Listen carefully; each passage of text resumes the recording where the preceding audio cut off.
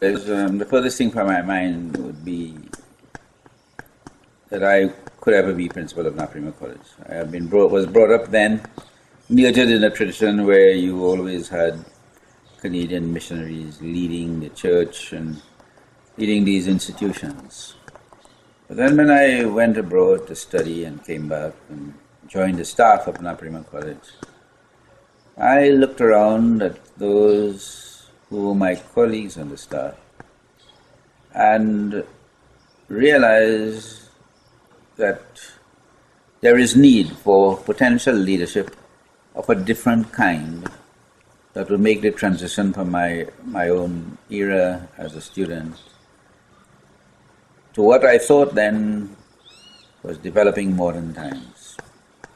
And so I went and furthered my studies. I did a master's degree in English and I did a degree in education and came back. And the opportunity came for successorship to the Reverend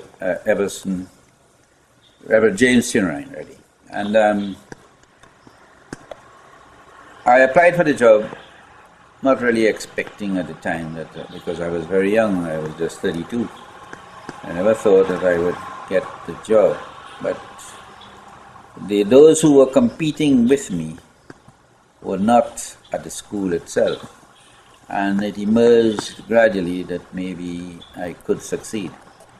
And then I became more interested because I felt at the time, even though quite young, that I had a vision for the school, a destiny for the school, a destiny in terms of the type of student that the school could produce collectively as a group, the development of a strong fraternity, and how effectively perhaps graduates over the years can permeate society and influence and transform the society. Maybe it was a grand, very ambitious vision, but it inspired me to take the leadership. And I always felt that in leading the school, no matter how much criticism I might have had, the Lord was on my side. And I, in my own way, if I may say so myself, I took the school from one point in its history, from one level, transformed it, oriented it even towards science. The emphasis was never on science when I was a student. We achieved a lot, and I think that what perhaps was one of my most significant achievements was the extent to which I truly built a fraternity that is Naparima College.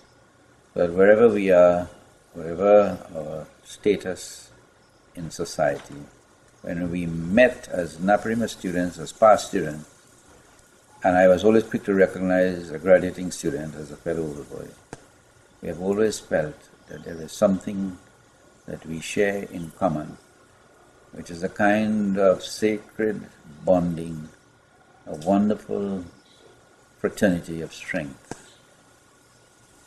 I think that's how I see my role and leadership in retrospect, and even when I assumed the leadership, that perspective was there.